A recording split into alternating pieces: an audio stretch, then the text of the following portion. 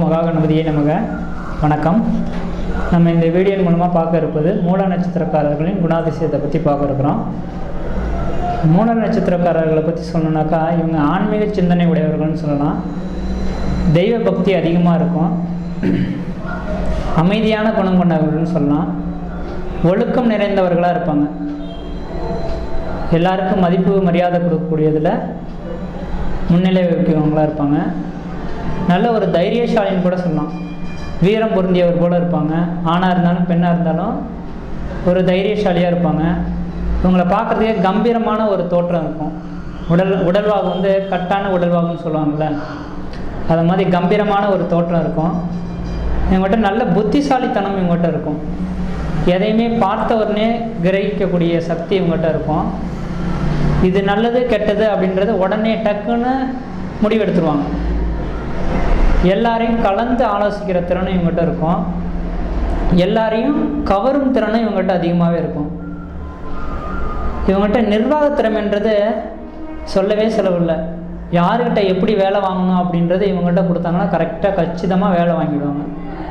இவன்கிட்ட வேலையே வாங்க முடியாது அப்படின்ற மாதிரி இருந்தால் கூட அந்த நபர்கிட்டையும் இவன் வந்து இவங்க ஒரு தலைமை பதவி வச்சுட்டு இருக்காங்க அப்படின்னாக்கா அந்த மனிதரையும் தட்டி கொடுத்து தனக்கு சாதகமாக பயன்படுத்தி நல்ல வேலை வாங்கக்கூடிய திறன்லாம் இவங்கள்ட்ட இருக்கும்.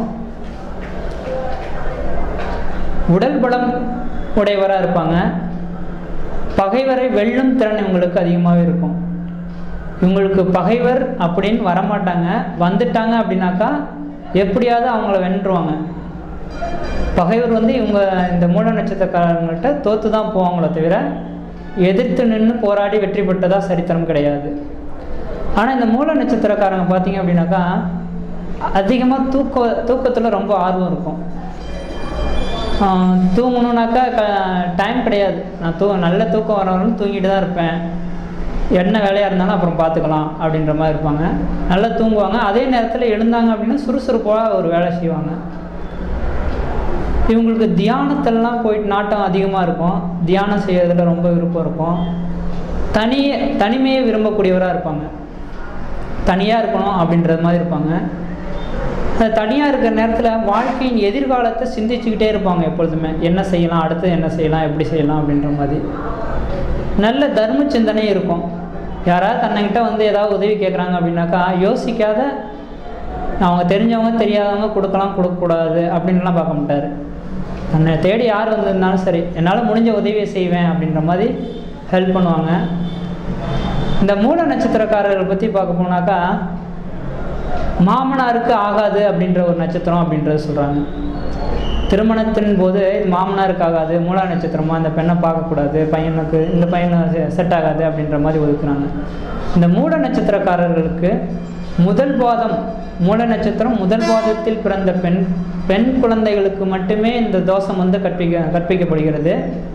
மூல நட்சத்திரம் 2வது பாதம் 3ஆம் பாதம் 4ஆம் பாதத்தில் பிறந்த பெண்களுக்கு இந்த தோஷம் கிடையாது. மாமனார் உள்ள வீட்டிலேயே திருமணம் செய்து கொடுக்கலாம். ஆனால் ஆண்களுக்கு எந்த விதத்துலையும் தோஷங்கள் கிடையாது. முதல் பாதத்தில் ஆண்கள் பிறந்திருந்தாலும் மூல நட்சத்திரத்தில் பிறந்திருந்தாலும் அவங்களுக்கு எந்த விதத்துலையும் தோஷம் கிடையாது. இது சரியாக புரிஞ்சுக்கிட்டு தன்னை யாரையும் ஒதுக்க வேணாம். மூல நட்சத்திரமாக ஒதுக்க வேணாம். அந்த ஜாதகத்தை வாங்க. அந்த பெண் வந்து மூல நட்சத்திரம் முதல் பாதத்தில் இருந்தாங்க அப்படின்னாக்கா நீங்கள் என்ன செய்கிறீங்க அப்படின்னாக்கா சரி ஓகே மாமனார் இல்லாத வீடாக இருக்கான்றது பார்த்து திருமணம் செஞ்சு கொடுங்க.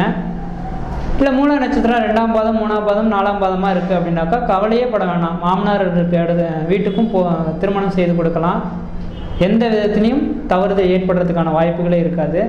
அதே மாதிரி ஆண்களுக்கு மூல நட்சத்திரம் முதல் பாதத்தில் இருக்குது, அப்போ மாமனார் இல்லாத வீட்டுக்கு தான் இந்த பெண்ணை கட்டணும் அப்படின்ற மாதிரி அவங்களுக்குலாம் எதுவும் கிடையாது. பெண்களுக்கு மட்டும்தான் தோஷமும் தவிர மற்ற விதத்தில் இவங்களுக்கு எந்த விதத்துலையும் தோஷம் கிடையாது. மூல நட்சத்திரம் முதல் பாதத்தில் பிறந்த பெண் குழந்தைகளுக்கு மட்டுமே தோஷம் கற்பிக்கப்படுகிறது. அதனால் யாரையும் ஒதுக்கிட வேணாம் அப்படின்றதான் இந்த வீடியோ மூலமாக சொல்ல விரும்புகிறேன். நன்றி, வணக்கம்.